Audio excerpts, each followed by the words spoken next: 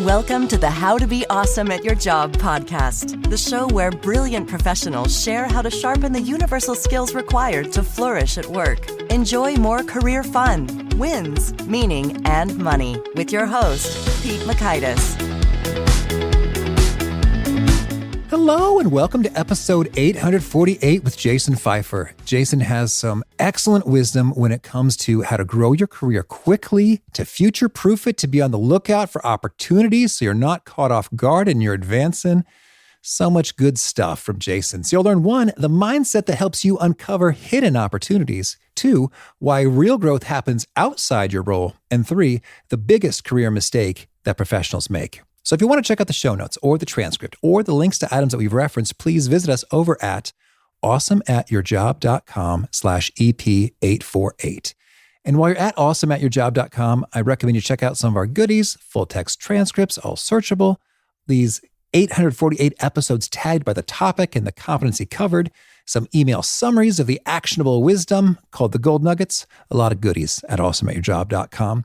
Now here's some goodies about Jason. Jason Feifer is the editor-in-chief of Entrepreneur Magazine, a startup advisor, host of the podcast Build for Tomorrow and Problem Solvers, and has taught his techniques for adapting to change at companies including Pfizer, Microsoft, Chipotle, DraftKings, and Wix. He's worked as an editor at Fast Company, Men's Health, and Boston Magazine, and has written about business and technology for The Washington Post, Slate, Popular Mechanics, and others. Big thanks to Jason for sharing his wisdom with us, and big thanks to our sponsors. Check them out. And big thanks to our sponsor, Acorns. Acorns makes it easy to start automatically saving and investing for your future. You don't need a lot of money or expertise to invest with Acorns. In fact, you can get started with just your spare change. Acorns recommends an expert-built portfolio that fits you and your money goals, then automatically invests your money for you. NerdWallet.com, whom I love on these sorts of matters, gives Acorns a whopping 4.7 stars and says, quote, if you want to make the most of your spare change, there's no better place to do that than Acorns. Head to acorns.com/awesome or download the Acorns app to start saving and investing for your future today. And we got a legal disclaimer here. It may not be representative of all clients. Tier 1 compensation provided. Compensation provides an incentive to positively promote Acorns. View important disclosures at acorns.com/awesome. Investing involves risk, including the loss of principal. Please consider your objectives, risk tolerance, and Acorns' fees before investing. Acorns Advisors LLC, Acorns, is an SEC-registered investment advisor. Brokerage services are provided to clients of Acorns by Acorns Securities LLC, member FINRA/SIPC. For more information, visit acorns.com. One sponsor to check out is Harvard Business Review. This brilliant magazine, published at hbr.org, is the leading destination for smart management thinking. Fun fact, HBR has been mentioned in 108 episodes of the show. That's because HBR has great stuff that comes up often. They've got explainer videos, podcasts, real-world case studies, and much more. I think of HBR each night that I put on my special orange glasses. Their article, Will Blue Light Glasses Improve Your Sleep?, revealed that those who wore them reported better sleep and a 7% improvement in work performance as compared to those who wore the sham glasses.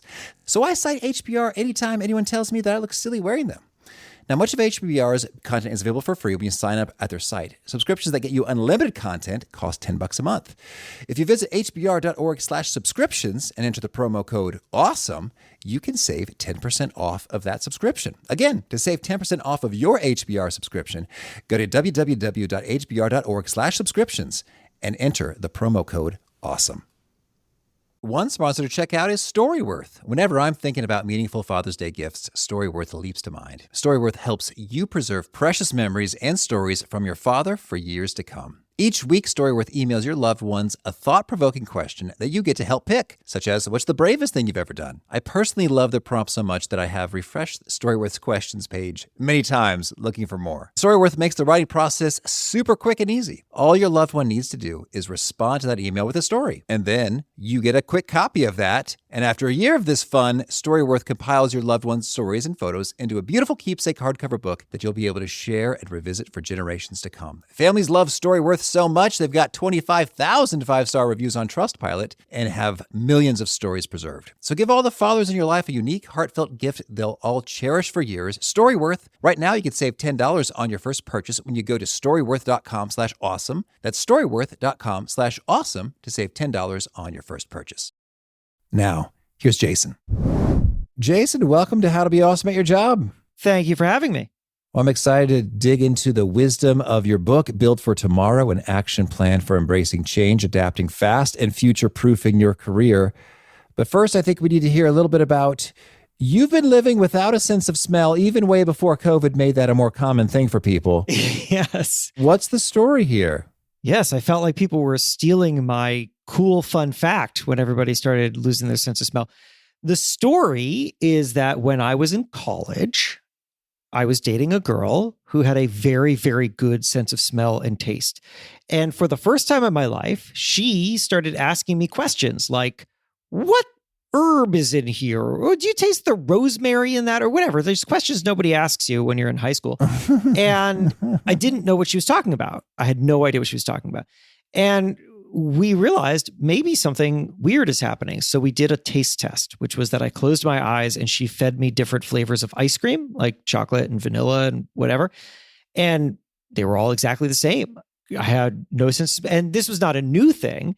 This was just the first time that I realized that I had no perception of this at all. I had gone through my life up until that point, not aware that I was not perceiving things the way that everybody else in the world was. And I've since gone to a taste and smell clinic and done a lot of research into this and found that just an endless variety of things can impact your sense of smell, everything from nasal polyps to a brain tumor. In my case, it was probably head trauma as a child. I fell out of a stroller when I was very little. This is what my parents told me as soon as I told them about this. But they didn't tell you before, Jason. They were holding on that under the vest until you got them. You know, it wasn't that relevant a piece of information many years later. It was just I fell out of a stroller. I was in traction, apparently.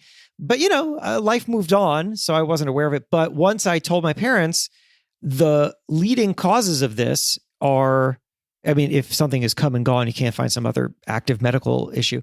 The leading causes of this are head trauma, chemical exposure, or an upper respiratory infection that just happens to get up into your olfactory nerves. My parents said, oh my God, the head trauma. And so now we probably know. And in the meantime, everything tastes exactly the same to me, which is that it tastes like nothing. Wow. So I'm curious then, before you realized that this was going on, did you have any differentiation between I'm eating steak versus ice cream? I mean, there's texture, but like the taste was just about the same to you? Yeah, but I didn't know that it was supposed to taste any different. I mean, you're wearing glasses right now, which means that, and I wear contacts, which means that there was a time in your life where you put on glasses for the first time. Do you remember that time? Yeah. Do you remember your experience of that? Well, it was fun. It was like, oh, wow, it's like all the font became semi-bold. That's kind of nice. Right. I remember the first time I realized two things. One, you can look at carpet and see individual fibers. And two, you can look at trees and see individual leaves. That was more information than I was ever getting before. And I didn't know that the average person got that information. And the same is true with this. I just didn't know that this information was available to other people. I thought when people talked about flavors, they were talking about such insanely subtle differences between things that I probably just didn't care about them. I didn't realize that they are fundamentally different. And I mean, I still don't really understand what it means. Like wine is a funny thing to me. I mean, every wine is exactly the same to me, but I don't know what people are talking about when they take a sip of wine and then they like list off all of these notes. It's a complete foreign experience. And I guess wine might also be the same to you as tea or water. More or less. I mean, so wine has alcohol and you can feel the alcohol. So there's something that's a little different there. And there's a little quick science lesson, which is that let's say you take a sip of wine. So the first thing that happens, I mean, it happens functionally simultaneously, but the first thing that happens is that the wine will hit your tongue. And that is the sensation of actual taste, which is just sweet, salty, sour, bitter. It's just categorical. Then odor molecules from the wine go to the back of your throat and up, and they're read by your olfactory nerves, which is what controls your sense of smell. And that is actually what creates the sensation of flavor. Flavor is you smelling something inside of your mouth, basically. So I can get sweet, salty, sour, bitter because my tongue works just fine. The problem is olfactory nerves, so I can't get flavor. So it's the difference between chocolate is sweet, but it is not chocolate. And therefore, vanilla and chocolate and strawberry ice cream are all exactly the same. They're just sweet. Yeah, they're sweet. Yeah. Okay. Well, Jason, it seems like you have adapted and functioned well despite this challenge. Kudos. And what a metaphor, the idea of putting on glasses for the first time or realizing that your perception is different when it comes to other folks who are picking up on flavors. Can you give us, we'll put you on the spot, a segue for how there's some lessons that are also similar, relevant, comparable to those found in your book, Build for Tomorrow? It's a great setup for a segue, and I'm happy to take the challenge. So I would say the transition here is that there is a way of learning how to think such that you see doors where other people see walls, in the same way that I saw blobs of green until I saw leaves. And this isn't, fortunately, something that you need to go out to a doctor to see. And it's also something that everyone has access to, unlike me, who cannot fix my sense of smell. Because what it really requires is an understanding that we spend too much energy debating whether or not something should happen when it has already happened, right? We spend a lot of time and energy trying to hold on to what we were comfortable with and then trying to push back against inevitable change. And that's counterproductive because if the change is happening, then we have to deal with it. And the thing that I have learned from spending so much time, years and years, with entrepreneurs and innovative leaders is that there's a way to think about this experience. There's a way to recognize your transferable value. There's a way to understand that the things that are in front of us are opportunities, that when something changes, it doesn't just change for us, it changes for everybody, which means that we are actually now in a situation where other people need new things and we can rise up and serve them and be the person who solves their problems. That if we're working in a job, that we can spend a lot of our energy figuring out how to be good at that next job, even if we don't know what that next job is.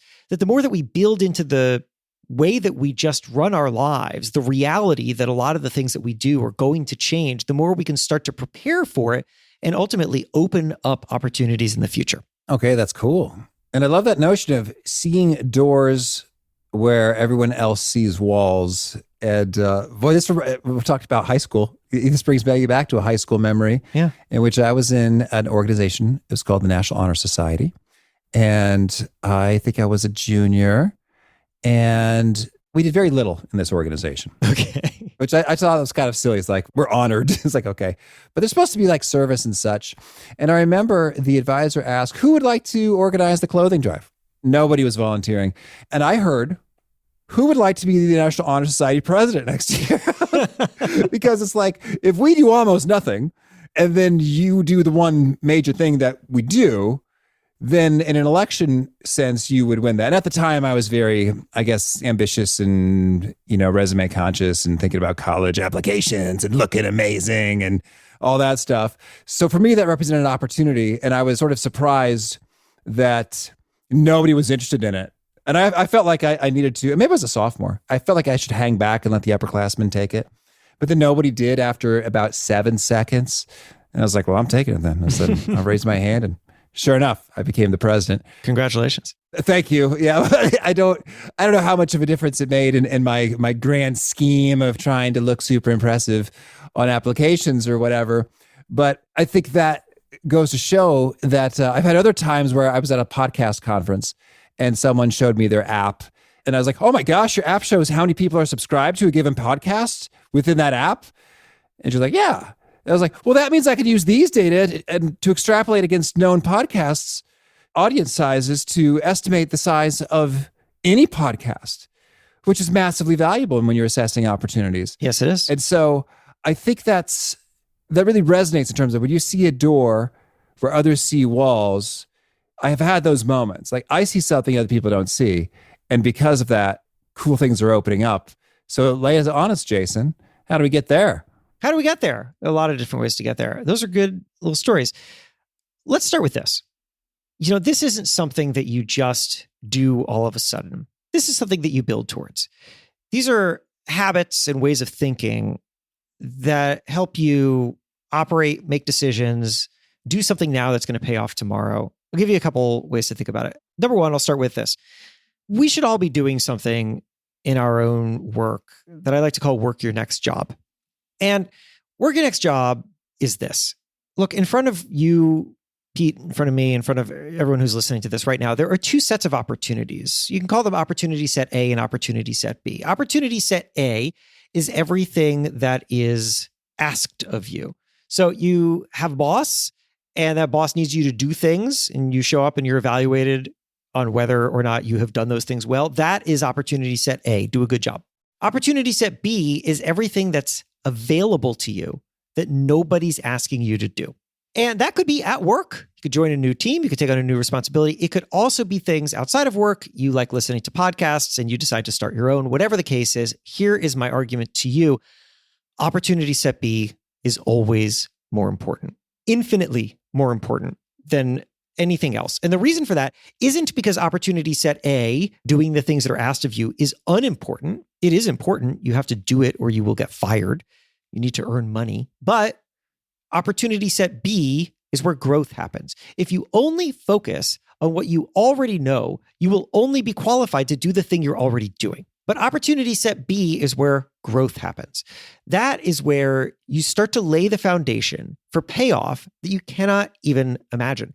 And you don't need to know what the ROI is on it. You should just be doing things because you find them interesting, informative, because they create new skill sets, new opportunities, because you're thinking about what do I need to learn and have I learned it yet?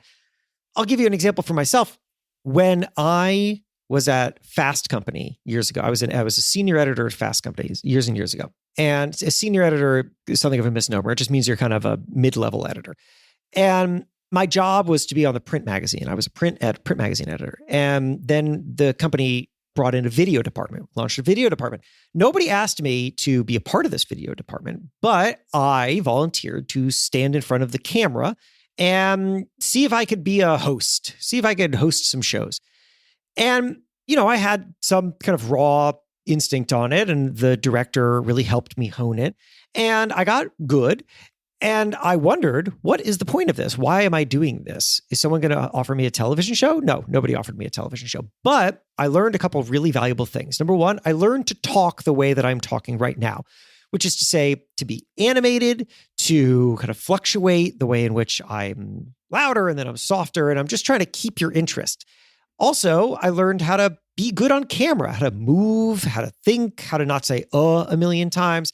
And that then translated into a bunch of other skills like standing on stage.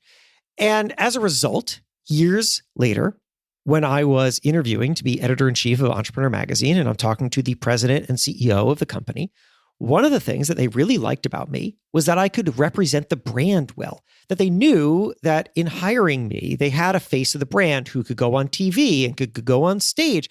And that helped me get this role. And then once I got this role, I started getting invitations to come speak on stage and make money doing so. And now that's a really nice business for me. All of that I attribute to standing in front of a camera at Fast Company when nobody asked me to do that and to just start learning. I was working my next job without having any idea what that next job was. And you right now have that opportunity in front of you. There are things available to you. Nobody's asking you to do it. So you have to do it. Well, that's cool and beautiful. I guess my first thought in terms of that being challenging is there are a billion potential things you could go do. So how do we figure out which of these things are particularly worthwhile for us? The answer is that you cannot know. So you're going to have to take some bets and you're going to treat them as experiments. And this is important because something that we do too often is we think of every new thing that we try or do as a full commitment. And as a result, we don't do them often enough. I was talking to two people who really informed my understanding of this. One is Katie Milkman, who is at Wharton, and then Annie Duke, who also has a Wharton connection. And two fine guests of How to Be Awesome at Your Job. Ah, there you go. Well, I shall remind perhaps your listeners of things that they said. But Katie told me, I said, Katie, we were talking about change and how to manage change. And I said, what is the simplest thing that somebody can do? And she said, this is going to sound kind of pat answer, but the answer is experiment. And the reason for that is because most people do not. They think that everything that they do has to be a full-time commitment, and therefore they're afraid to try it in the first place. But if we just go into everything thinking this is an experiment, and I'm going to run it for a couple days, a couple weeks, a couple months, and I'm going to see if it gives me something. Well, then you know what? Even if it doesn't work out, even if it's not all that compelling to you, it is valuable. And it's going to be valuable because you're going to have treated it like an experiment, which means that if it doesn't work, it's not failure, it's data. And that is a much more constructive way to think. Annie, meanwhile, Annie has this great book called Quit about why quitting is a great decision-making strategy. And she told me, and this really snapped this into focus for me. She said, look, imagine that you had to marry the first person you dated. What would you do? The answer is you would never date. Just you'd never do it because you'd be afraid of making that commitment. The reason why we're able to find the person who is right for us, hopefully, is because we are able to quit lots of other people before. We try and then we quit. And Annie said, you have to just think of that for everything. We date ideas, we date projects, we date jobs, and we're going to quit the ones that don't work. So to your question, how do we figure out which ones to pursue? I always start with, what is compelling to me? What excites me? What builds upon, in some ways, the skills that I already have, but takes me in a different direction? How do I think vertically, basically, instead of horizontally? Entrepreneurs, I found, have this really magical way of thinking, which is vertical thinking, which is to say the only reason to do something is because it creates the foundation upon which the next thing can be built. Whereas most people, myself included for a lot of my career, really think horizontally, which is to say I do something and then maybe I move along and I do something unrelated and then I move along and I do something unrelated. And that doesn't build. That doesn't give me an ever-growing foundation so that I can level up, so that I can do more, so that I can accumulate people and connections and skills and insights that are ultimately all going to power whatever the next thing is that I do. Okay, that's cool. Vertical thinking, yeah. Can you give us some examples of that in practice? So you shared your instance of communication, then getting on camera. Mm-hmm. Any other examples to make that vertical thinking concept land for folks? Yeah, sure. So here's something really simple. For years, my career has been in media. I worked at a number of newspapers and then a number of national magazines. And now I also make podcasts, write books and stuff. And I run a national magazine. And throughout much of that time, I really thought of myself as mostly a servant to the task. So when I was at Men's Health, for example, I would write about this thing and then I'd move along and I'd write about that thing. And anybody who I met along the way is sand through fingers, right? You meet people and then you move along. And when I got to entrepreneur, I started to realize I am meeting all of these people and I'm not taking any care to how they can be part of an ever-growing and useful network. Because I'm going to be doing things in the future, not now, but in the future where maybe I need these people. And like, for example, a book. We're sort of prompted by that I had this book Build for Tomorrow come out. And I knew years from now, I will have this book and I will need as many people as possible who like me and who have audiences and who I can call upon. And so if I'm thinking vertically, what does that mean? That means that I must accumulate, that the reason to do something is because it is going to build a foundation upon which the next thing will be built. Every little interaction that I have can be part of that. I created a spreadsheet. It's called Good Contacts. Everybody I meet goes in it. Everybody. It's a Google sheet and it has 1 million tabs in it. Investors, media, entrepreneurs. And I've been doing this for years and years. And when I launched my book, the very first thing I did, or months before, was I went into this sheet and I started going through everybody. And years before, I kept going through that sheet and I would reach out to people and I would check in with them.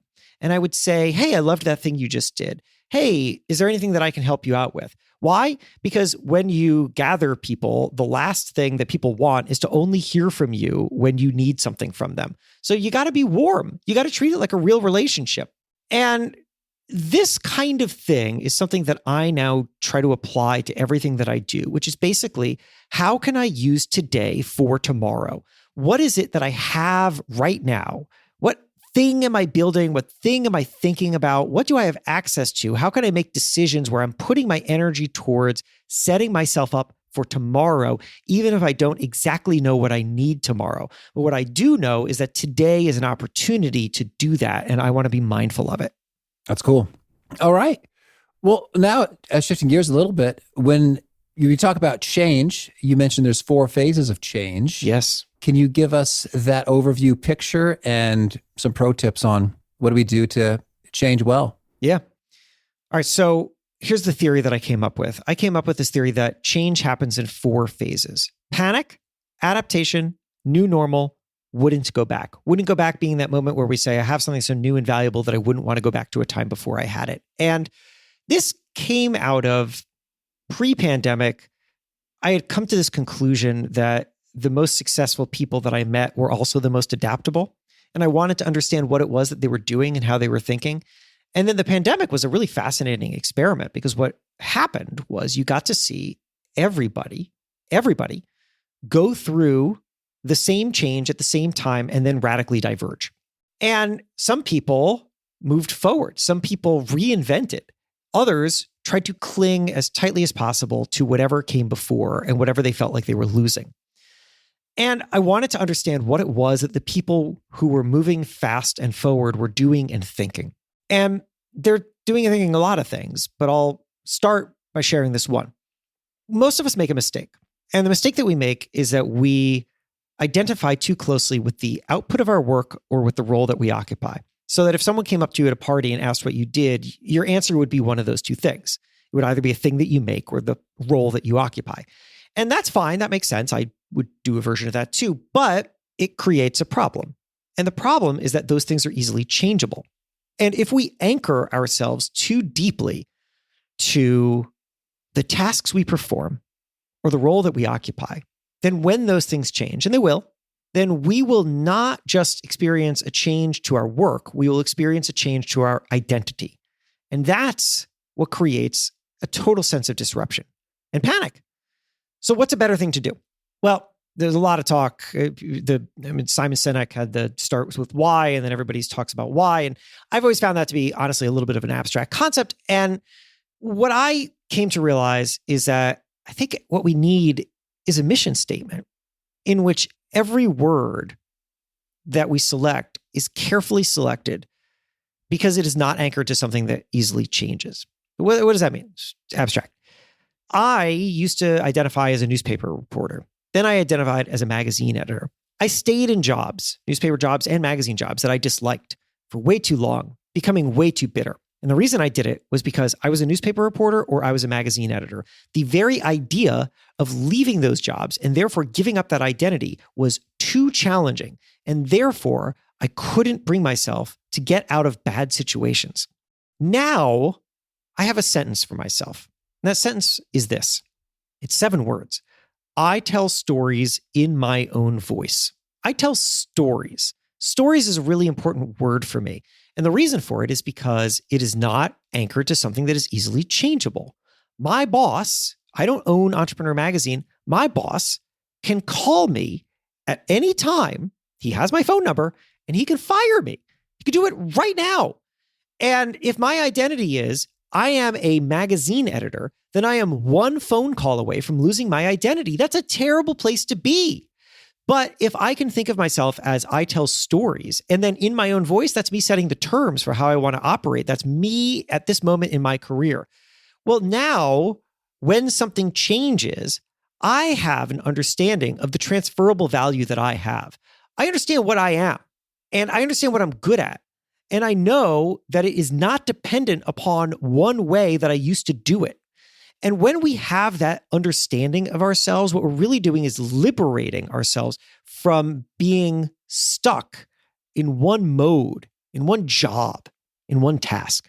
I'm intrigued by that notion in your own voice. I'm thinking about Entrepreneur Magazine, Fast Company, Men's Health. Yeah. Each of them well, you tell me, you're the insider, Sure. has some guidelines, I imagine, associated with their voice, their tone, their style, their flavor. Are you able to tell stories within your own voice at each of these different outlets? Well, I wouldn't have said I tell stories in my own voice when I was at Men's Health and really not even at Fast Company, because I was at a different stage in my career at the time. The mission statement should evolve. When I was at Men's Health, for example, I was in my late 20s. It was my first national magazine job. I had worked at a couple local newspapers and a regional magazine before that. And you had a shredded six-pack, I bet. And I had a shredded six-pack, and I only ate vitamins. And I got there, and at the time, I was guided by this thing that I'm still in many ways guided by, which is these two questions, which is, what do I need to learn and have I learned it? And so I arrived at Men's Health knowing what I needed to learn. I needed to learn how to edit at a national magazine level. And in particular, Men's Health was really good at a kind of editing called packaging, which is lots of little bitsy items. These are very hard because you got to convey a lot of information and not a lot of space. And I wanted to get good at that. And a couple of years in, I had done it. And so when I asked my questions, what do I need to learn and have I learned it? The answer is I knew what I needed to learn and I've learned it. It's time to get the hell out of here. I'm not interested in what else someone can tell me that I have to, I need to go. And I did. I've never once in my career, and this is not career advice, you choose your own path, but I've never once gotten a job offer and then come back to my boss and been like, oh, I got this job offer. Can you give me more money? No, because when I'm out, I'm out. It's time to go learn something else. That's the thing that matters most to me.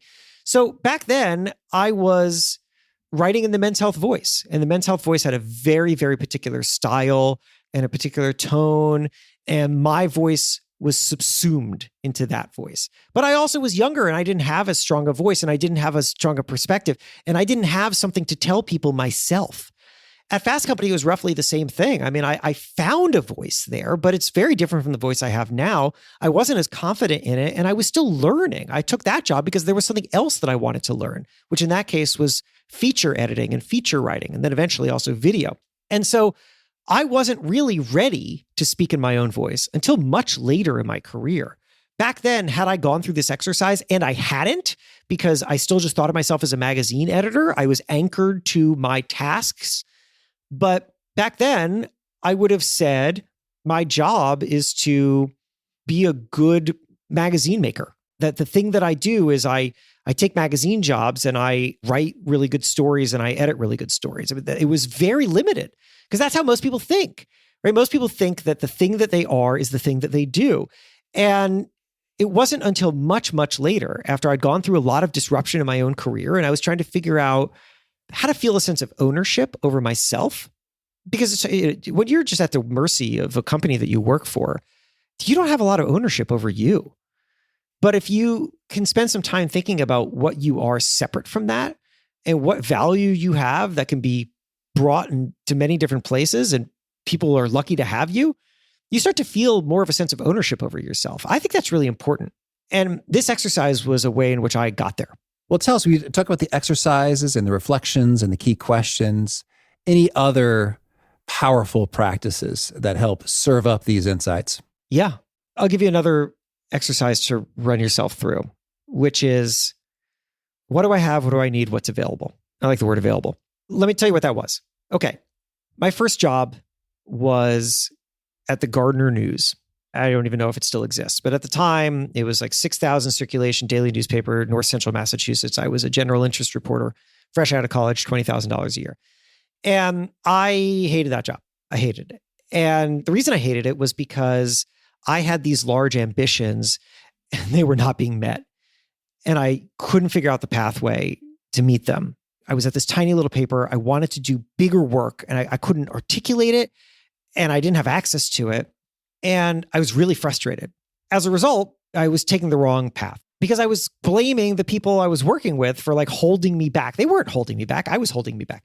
But eventually I did this thing that I wasn't doing it so consciously back then.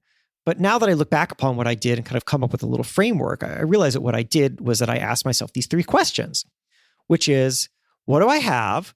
What do I need? And what's available? So break it down for that experience. What do I have? I have a job, and it's not a very satisfying job, but it is a job doing a thing that I want to do. But what I want is to work at a much higher level. What do I need? Well, the problem, if we're being realistic, is that I don't have the experience to prove to anybody at a higher level that they should hire me. I have nothing. I have nothing except for this small credential, which is that I've worked at this tiny newspaper, which the New York Times is not going to take seriously if I go apply to the New York Times. What do I need? What I need is I need more experience, and I need to work with editors who I'm going to be able to learn from. Because right now I'm at a tiny little newspaper and my peers are not much more experienced than I am, and I'm not learning from them. So I need access to talent, and I need to be able to prove myself at a higher level. What's available? Well, this is the hard one, because you can't answer it with a fantasy. It's not what's available is, oh, why don't I just apply for dream jobs? It's not what's available is, oh, maybe just kick the can down the road and we'll try to figure it out in a couple of years. No, what's available right now? Like literally, if you're stuck, something is available to you right now. Something. What is it? Find the door where you're looking at a wall. And in my case, in that particular situation, I thought, well, okay, nobody's going to hire me. The New York Times is not hiring me, but there's another way in. And the way in my industry, at least, is freelancing, which is to say that a lot of what you read in newspapers and magazines are written by freelancers. They're independent contractors who have generally pitched a single story, and an editor has said yes to it, and then they go out and they report that single story. I thought, why don't I start doing that? So I quit. I quit that first job, and I just started cold pitching. And I was going to them instead of waiting for them to come to me. And as a result, after many, many, many months of pitching and getting rejected or ignored, I got a piece in the Washington Post. I got a piece in the Boston Globe, and I started to build this freelance career that ultimately allowed me to prove to other publications at a much faster clip that I could work at their level. And that is what ultimately helped me build the career that I have. It's what jump-started things. And I look back on it now and I say, the reason I was able to do that was because I thought through that transition. Because I didn't stay at that job. What I needed to do was figure out what was available to me, realistically so, and then put myself in a position to go get it. Jason, I love that notion associated with, it's kind of like you're stuck, but then there's something is available, and it's the freelancing. And I'm thinking about someone else, she was on the podcast, Kristen Burnt, who her dream was to do like baggage operations for airports, which is fun. Like that's her thing. And yet she had no opening there. She just literally started a blog all about this. I love that. So there's one approach. You do some writing, either for the publications or on a blog or social media, LinkedIn posts, whatever, a podcast. You create some media such that it's like, oh, look, this person is an expert and can do some stuff that's good. Yeah. What are some other approaches if you feel kind of stuck? Like what's available is sort of hard to see from where you're sitting. And it started by asking, what do I have? And what don't I have? And what don't I even know I need? I don't know if you remember, but Donald Rumsfeld was the Secretary of Defense during the George W. Bush administration. And in the lead up to the Iraq invasion, a reporter asked him something, and he responded in this crazy lyrical, weird poetry thing that people made fun of him for, which was that he said, there are known knowns, there are known unknowns, and there are unknown unknowns. And people thought that was nonsense, and it made for late night joke fodder. But I was curious about it because I thought that's not something that you just come up with on the fly. That has to be from something. And it is. It's from a thing called the Johari window, which is a self-assessment test. It was popularized in the 1970s that then became very popular in military circles because it's actually a pretty useful way to evaluate a situation. What do we know? What do we know that we don't know? What don't we know that we don't know? And I realized that if we do a version of that for ourselves, we've run ourselves through a little test like that, when we're feeling stuck, as you had asked, we get some interesting stuff. You can ask yourself, what do I know that other people know? All right, you're in a job, you're stuck. You're feeling stuck. What do I know that other people know? Well, here are the things you know. What do I know that other people don't know? Basically, what is your competitive advantage? What are you really good at that maybe other people aren't? What do other people know that I don't know? Well, now you can start to look around. You can see that people who maybe were your peers had taken radical, interesting shifts and they're now doing interesting things. You can see that people are in fields that seem really intriguing to you that you think you would be good at, but you just don't know that much about. And maybe it's time to ask them. And now the most terrifying question of all, of course, is what don't I know that other people know? What am I not even thinking about? What am I not even looking at? What am I not even seeing? And that should drive you to start to talk to people, to explore what they have done, what path they took, what risks they took, and what were calculated risks that maybe seem crazy to you, but actually seem pretty logical to them. And what you're doing, just to go back to Katie Milkman one more time, is you're bridging what Katie told me is called the false consensus effect. False consensus effect means that we tend to think that other people think exactly like us, and therefore we don't think to use them as resources. But it turns out that people think pretty differently than us. And when we ask them what they have done and how they have done it, they will reveal to us all sorts of insights that we weren't aware of. And those things can help us start to illuminate some of those unknown unknowns. And that will give you the path forward that you aren't seeing right now. All right, beautiful. Well, now could you share a favorite quote, something you found inspiring? Yeah. I was interviewing Ryan Reynolds for Entrepreneur Magazine, and we were talking about the career shifts that he's made. He's gone from acting into business, as a number of them. And he told me to be good at something, you have to be willing to be bad. Mm-hmm. And I loved that because it's true. Because we often assume that if we're not good at something at the beginning, it's because maybe we're just not going to be good at it. But what Ryan is saying is that the difference maker isn't whether or not we are good at something at the beginning, but rather whether or not we are willing to tolerate being bad long enough to get to good. That's the thing that weeds people out. It's that most of us aren't able to tolerate that discomfort, but the ones who are the ones who get there. All right. And a favorite book? I, as a kid, read Dave Eggers's heartbreaking work of Staggering Genius, which was a memoir. And the thing that mattered most to me about it was that it was written in a style and it played with language in a way that I didn't know was possible. And the things that I love consuming the most are the things that show me that the boundaries are not where I think they are. And that was, I think, the first time that I consumed something that really showed that to me. And a favorite tool, something that helps you be more awesome at your job? This is not going to be an exceptional tool, but I will tell you the thing that I live by, which is the native reminders app on the MacBook and on my iPhone. They sync so that I can add something on the reminders app on my phone, and there it is on my computer. And I look at that thing every 10 minutes. And every time somebody tells me something, it goes on there. And as I'm half falling asleep at night, I think, oh crap, I didn't tell that person that thing. And then it goes on that reminders app. And I couldn't leave home without it. All right. And is there a key nugget you share that really seems to connect and resonate with folks? They quote it back to you often? Yeah. I do a lot of speaking. And so I travel around and I talk to groups. And the thing that people always come up to me after my talk and tell me is their mission statement. The thing that I'd shared with you earlier. I have a whole exercise for how to get there, and I walk people through it. It's in the book. And afterwards, they come up to me and they tell me their mission statement, or they email me afterwards and they tell me their mission statement. And I think the reason they're doing that is because it feels like a breakthrough when you've done that for yourself. And they just have to share. Okay. And if folks want to learn more, get in touch, where would you point them? I would point them to a couple of places. Number one, my book is called Build for Tomorrow. I'd love for you to check it out. Also, you are a listener of podcasts. I am a maker of podcasts. I have a podcast. It's called Help Wanted. I co-host it with Nicole Lappin, who is a best-selling finance author. And what we do is we take people's problems. Often they call into the show, work problems, career problems, and we talk it through them in real time, or at least we take their questions and then Nicole and I debate them and come to the right answer. And our goal is to help you build a career or company you love, and you should check it out. It's called Help Wanted. All right. And do you have a final challenge or call to action for folks looking to be awesome at their jobs? Yeah. I'm going to tell you another quote, and I want you to spend time with it. And the quote is this. This is something that Malcolm Gladwell told me. We were talking about how he decides what projects to take on.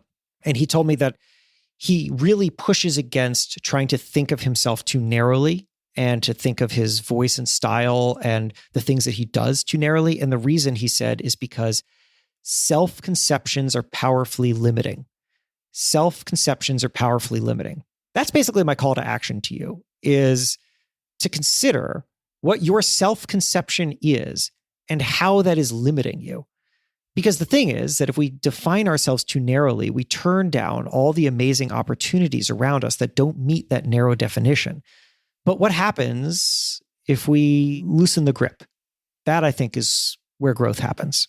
All right, Jason, this has been a treat. I wish you much luck and fun as you build for tomorrow. Hey, thanks for having me.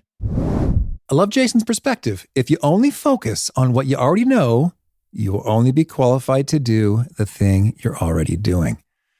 That seems self-evident, and yet sometimes it is so easy and comfortable to get in the groove and just keep doing the thing you're doing, maybe for a long time.